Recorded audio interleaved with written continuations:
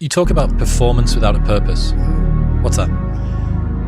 So, like, for instance, let's say you have no races. Let's say you have no classes, no nothing. There's no purpose in your life. You know, people need to have purpose to get up. They need purpose to perform. You need to get to a point in your life where there's nothing on the docket. There is no 5K. There's no I'm going to get into school to be this or that, and still perform to the highest level. Because what people don't get is one day that thing's going to come up.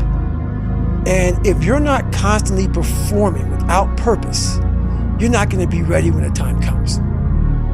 It's this magical thing, purpose, that we're all looking for. But what's funny about it all is that we need these things to perform. But we don't take a second to realize the purpose is always there. The purpose never leaves us, because the very purpose is you. You are always the purpose.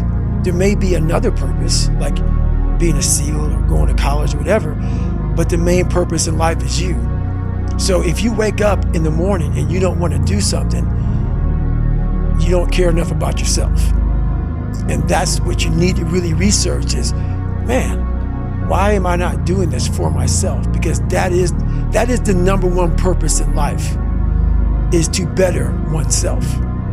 So that's the only purpose I fucking need. So the reason I get up every day, even though there's no race or there's no school, there's nothing in front of me, is because I have pride in myself. But where do you go to? You wake up on a morning, it's cold, it's wet, it's dark, you've got no cartilage in your knee, you've got shitty shorts, whatever it is that's the issue today. Keep talking. You've got these problems, right? I need you to keep talking about what you were just saying. It's warm on the couch. Your missus says stay in bed. It's comfy, it's cozy. You've got work later on. You had an argument last night. You're slightly hungover. Because I know every motherfucker ain't going to do what I'm going to do. So this is how you level up. That's how you level up. I know there's a whole bunch of people with that right there. That fires me up. That makes me fucking happy what you just said. That brings joy to my life right there. Why? Because I know there's so many people that have the ability and just refuse to get off that couch. Refuse to study a few more hours. Refuse to go deeper, to go further. And that's where I gain the advantage. It's so easy to be great nowadays, my friend, because most people are weak. Most people don't want to go to that extra mile. Most people don't want to find that extra because it sucks. It's miserable. It's lonely. You talk about that you were kind of, lonely by yourself.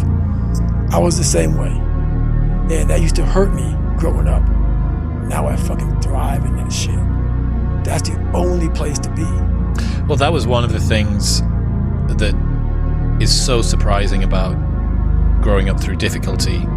So loneliness is one example, right? Mm-hmm. Growing up as a lonely kid.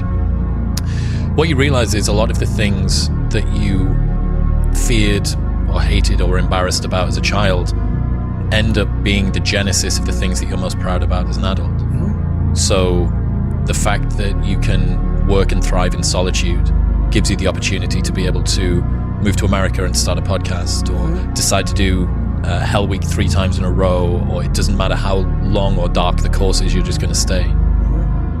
The fact that you were forced to be vigilant and to assess people, to work out what's going on when you became an adult, allows you to detect the vibe and the energy of whoever it is that you're speaking with, and know that this person's someone that I want to hang with and this person's somebody that I don't. Right. All of the things.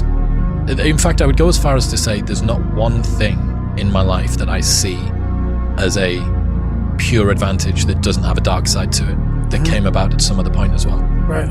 So one of the reasons that I spent so much time as a kid in my bedroom listening to audio tapes, because I didn't have anyone to play with, right? Only child, a little bit sort of unpopular.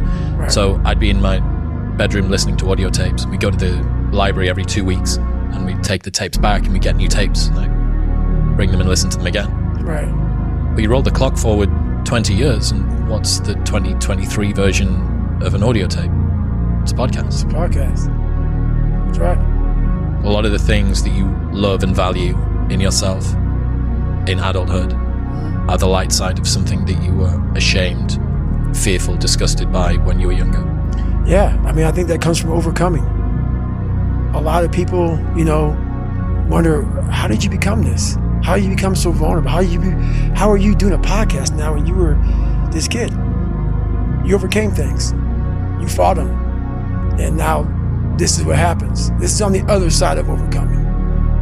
You become very, very powerful when you overcome yourself. All those things you once cowered from, you were afraid of, when you face them eye to eye every day, you now become a person who has a great podcast.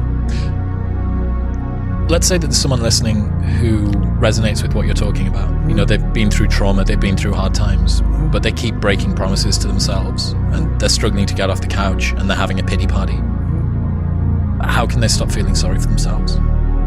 That's a difficult one, because you have to want it. You have to want to be better.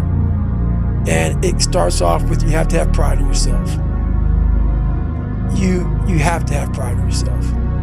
You have to have, there's something about you, whether it's your last name, whether it's just the smallest thing, you have to be proud of yourself. If you have no pride in yourself, I can't give it to you. Because you're always going to compromise. You're always going to fold. Always. I'm very proud of myself. That's why when people said, you know way you can do better than Can't Hurt Me. Roger that. We'll fucking see. It's that pride that wakes you up. Now I'm not talking about bad pride.